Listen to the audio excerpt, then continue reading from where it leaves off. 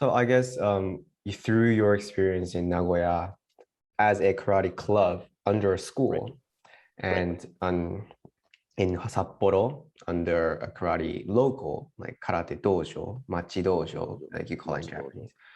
Yeah. Like if somebody without any experience in Japan were to move here and try something similar, well, I guess the more relatable example would be a Machi Dojo. What kind of advice would you give them? Anything they should prepare mentally or anything? So it's going to sound very similar to what Philip, your previous guest, mentioned, because, you know, like he mentioned, Okinawa is a very different experience, I think, than mainland. I mean, you have historical perspectives, you have, you know, there's the US and Okinawa have a long history, if you will, a relationship. And so there are a lot of factors in play there. He mentioned a lot of people speak English. A lot of people do, I think, speak more English in Okinawa, or it's easier to get by. If you're in mainland Japan, I think that is not the case. I think everybody, you know, learns English in school, how to read and write and things like that, but actual speaking ability. Now, if you're in Tokyo, like downtown Tokyo, or maybe parts of Osaka, you might have more luck if there's people that are more familiar with dealing with foreigners. But if you go slight chance. But if you go just a little bit out, like just a little bit out, it's just a little bit, you know, just a little bit, right? You get on the train and you go 30 minutes in either direction, and the ability of people to speak English is going to be much less. So the necessity for learning Japanese, like Philip said, is absolute. And so that was one of the keys that I think made me more successful, both in Nagoya and Hokkaido, was I did very much like he talked about. So like I said, when I was in Nagoya, all the exchange students lived in one dorm on campus. So we all lived together. Right. So guess what language is the common language in the house? Even if you're from Germany or, you know, Philippines or wherever, everybody spoke English. The only people that didn't speak English were the 3 Chinese exchange students. Right. So I had to make a deliberate and conscious effort to not hang out with the other exchange students so much. Everybody would go out on Friday and Saturday night into the city and go to nightclubs or drinking in bars or whatever. And I would try to do that with some Japanese friends. I actually had made friends with people in other clubs. Like, I didn't join those other clubs, but I made friends with other people that I could go and kind of just hang out with and spend more time with. So in addition to my karate friends, so it was interesting because at the time I didn't actually hang out with very many karate club people. We didn't go to the UNC or to the amusement park together. I ended up going to the amusement park with,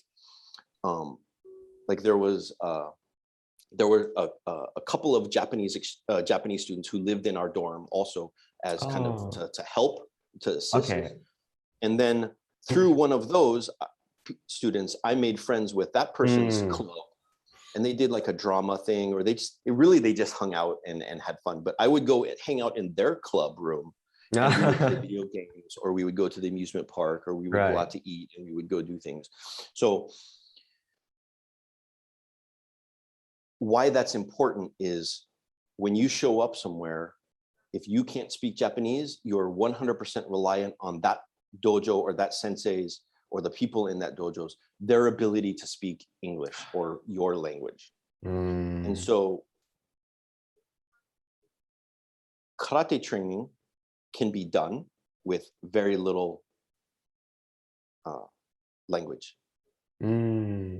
You know, just like modern training, dojo class, you just call count and everybody moves, and you do the kata, and you do kihon, and you do kumite, and you don't need to talk most of the time. And if somebody comes to Japan with a karate experience, they're used to doing kihon and kata, and so they'll maybe fit it's right in English, or so they'll fit right in. However, the difference is the details. When the sensei or the instructor or the senpai want to give you the details, the explanation, now you're, again, like I said, reliant on either your Japanese level or their English or your language level. to be able to communicate that. And I found my sensei, Oshiro sensei, he lives in Okinawa now. He returned to Okinawa about 3 years ago, I think, 3-4 years ago.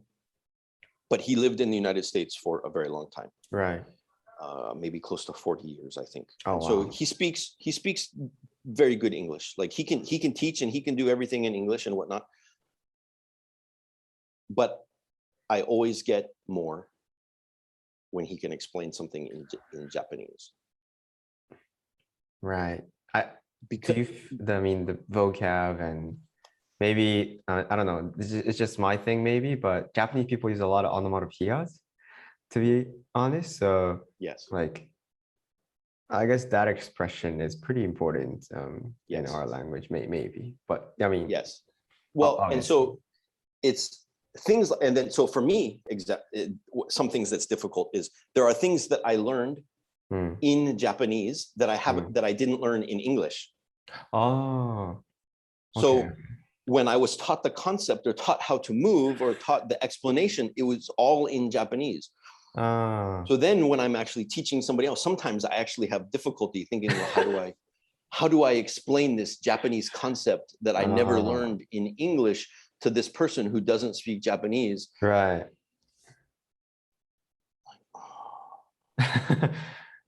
And then I have to think about it. So do you have any examples like in so I mean, well, Hizo Onuku. I was just thinking about that. Right? How would you explain it? So generally I say, so what I say and what people understand might be two different things. Right? So I say release the knee or release the knee, or like drop the knee or release the knee. But nobody ever told me that in English. I learned that in Japanese. But it's also a concept that, because it doesn't really translate, like you're like, right, hizo nuku, right? So you want to like you want to release the tension or let go of the tension and just let it flow, but it doesn't translate very well into English. It's hard. Yes. And so you know, and then when you start to get into things like more Okinawan way of like talking about, like when you went, they probably talked about gammaku. Oh yeah. Right.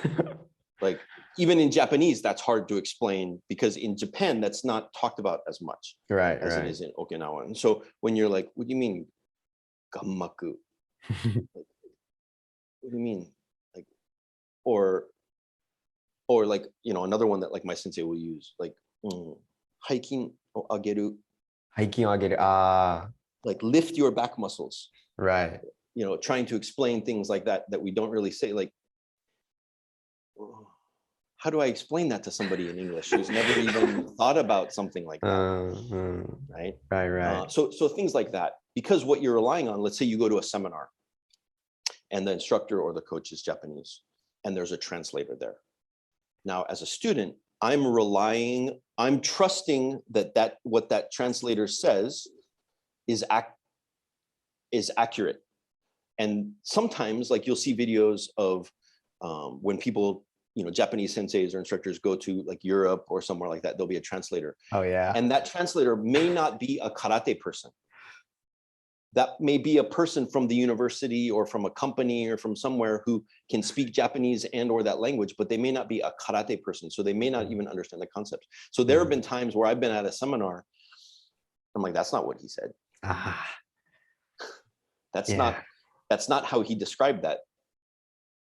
Like they either reread it or, you know, they rephrase it in a different way. Exactly. And so that's something that I would say is very important when you're going to Japan. Language is back to that language. If you're intending to go there for karate training, I would highly recommend the more language. You know, and I have a friend in the United States who has been to Okinawa several times. He does Okinawan Goju-ryu, but he's actually learning Japanese. He's actually learning Shodo also, but he's like taking a Japanese language class. He's, you know, while he has his own dojo, and so he's teaching, running a dojo. He has a family, and he's learning both calligraphy and like how to speak Japanese, because he has also found that when he goes to Okinawa and he spends a week there with his his organization and his sensei, both his Kobudo sensei and his karate sensei there, that he's missing things. He's not getting the full thing. Like they will try and teach,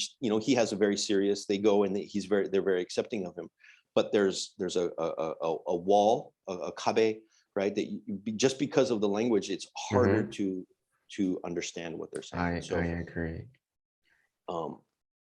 With my athletes right now, I coach athletes, and we can talk about that briefly in a minute, but the majority of them, or most of them, are university students. And I've continually, I always talk about my exchange experience, and I encourage them to, you know, learn Japanese, like take a Japanese language class.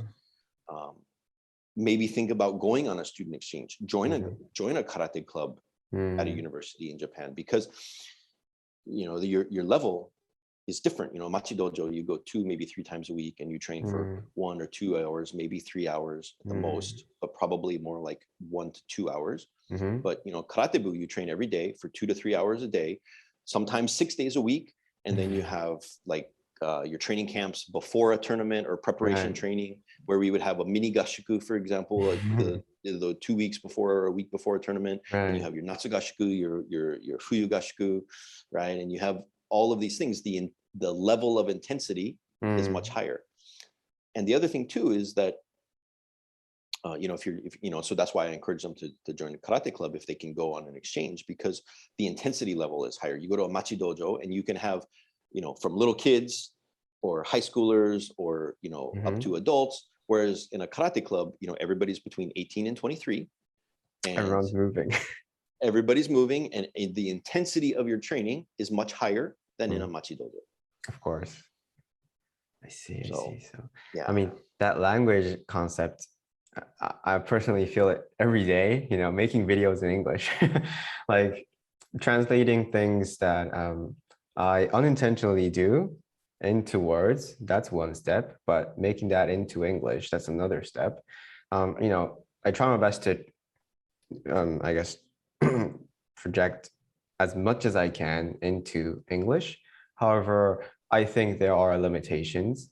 I don't know how many percent I am missing out, but it's a fact that, you know, it's a different language. So there can be a different, you know, some parts missing. And I especially felt that when I did a short documentary series in Okinawa. I went there a few months ago. And I watched them all. Oh, thank you.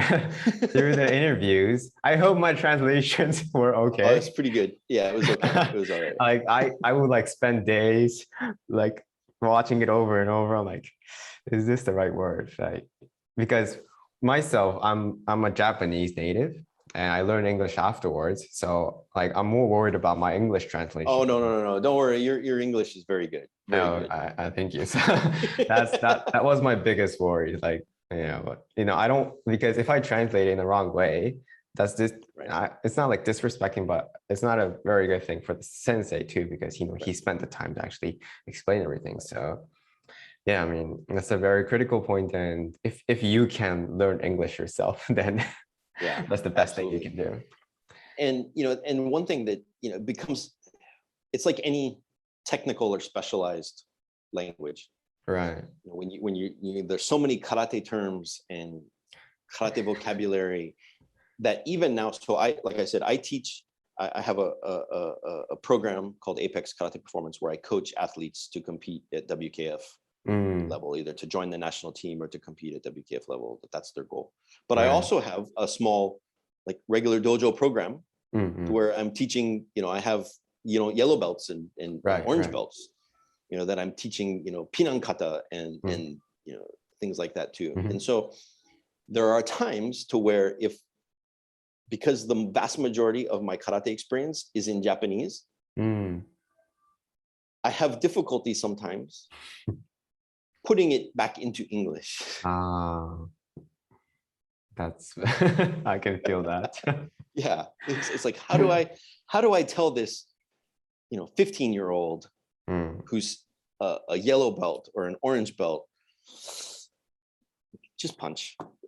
Just punch faster. I'm like, never mind, just punch faster. I mean, at first, of course, you can start with that. Right. And then when you do it for a couple of years, then right, those concepts come in. Exactly. Exactly.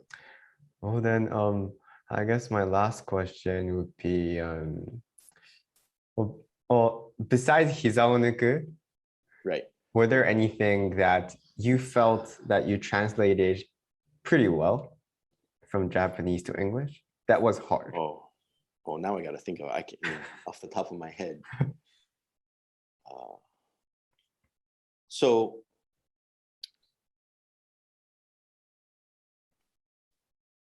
kyojaku is always hard too. Oh. Because everybody always says relax, right? Right. But it's not relaxing. It's knowing when to relax and when to be tight. And so, I mean, it's not so much translating the words are easy, but trying to explain the whole concept. The whole concept. Let me think. So, zanshin is also a little bit hard. Zanshin. Right? Because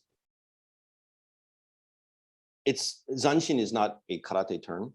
It's a Buddhist term. Right. Actually, right? It's Zen Buddhism, and so if you read, Miyamoto Musashi doesn't really talk about it that much, but Takuan Soho talks about that type of concept, right? Yagyu Munenori in his book talk about that. I see. And so those concepts are, the white belt answer is, at the end of your kata, your opponent is still there, and so you got to be on guard to make sure that they don't get up and attack you again when you recover, and then you bow. That's like the white belt, the beginner level answer, because you want people to maintain. But it's not really that. It's having that zanshin. I still have difficulty understanding it. You want your awareness, you want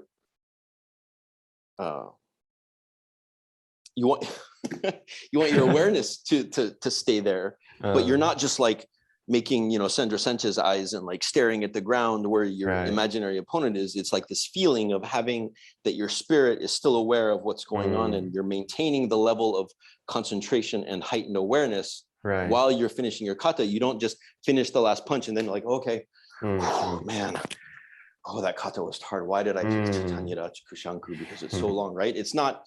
It's having that awareness of what's going on, and so explaining those concepts in English are very difficult. Right.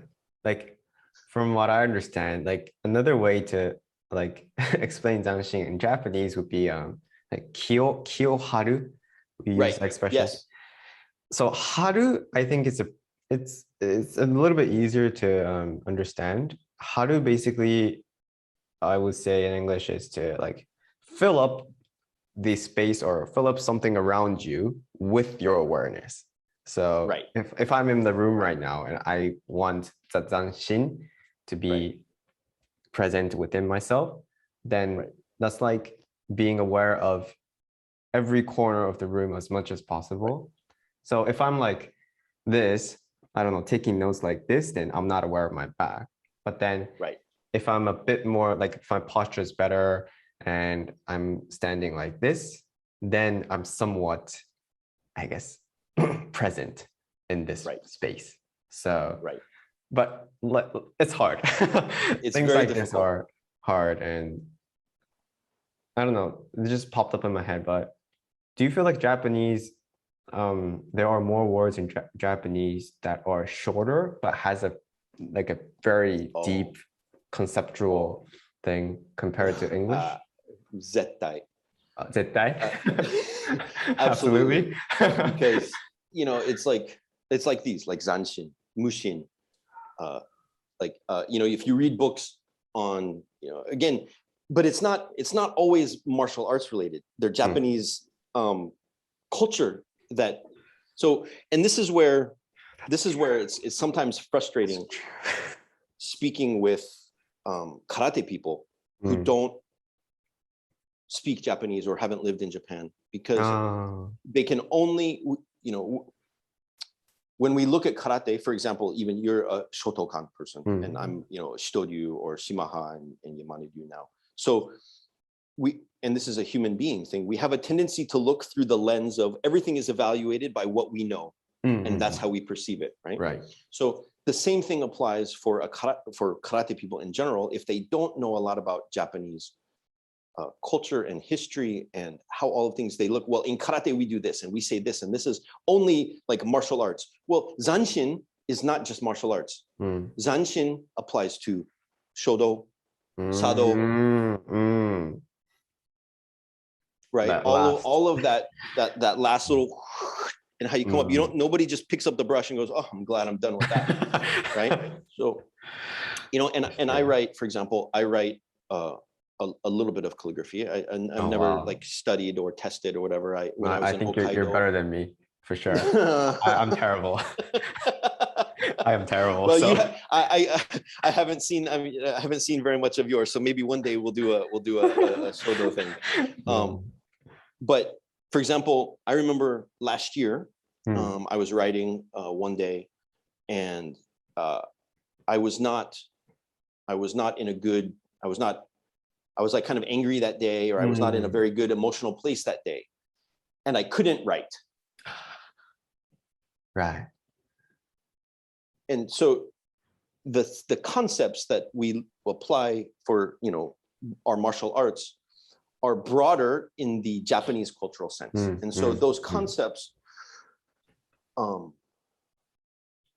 are sometimes they're easier to explain in a not karate setting, or being able to pull different parallels and present those examples in addition to karate to people, because a lot of that is much broader.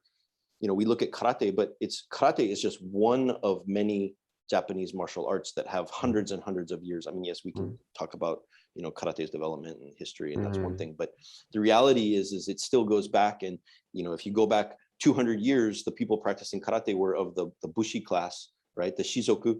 So they had the same type of thing as Japanese bushi, right? Shizoku class people. And so, they talk about Matsumura, practice being better at jigen-ryu from some kenjutsu from Satsuma than his karate. Everybody says that his kenjutsu was better than his karate. So, these concepts that we talk about in the Japanese language when we're introduced them to karate, they're actually much broader than just karate. And so that right there is sometimes more difficult to get people to understand in English. Well, they're like, oh, this is a karate thing. I'm like, it's actually not a karate thing. It's actually a larger Japanese society thing. Even etiquette. People, right? Oh, karate, rei ni hajimaru, rei ni owaru, right? Yeah, but that's just everyday life in Japan. よろしくお願いします。よろしくお願いします。こちらこそ、right? ありがとうございました。So, it's not a karate thing. It's an everyday thing.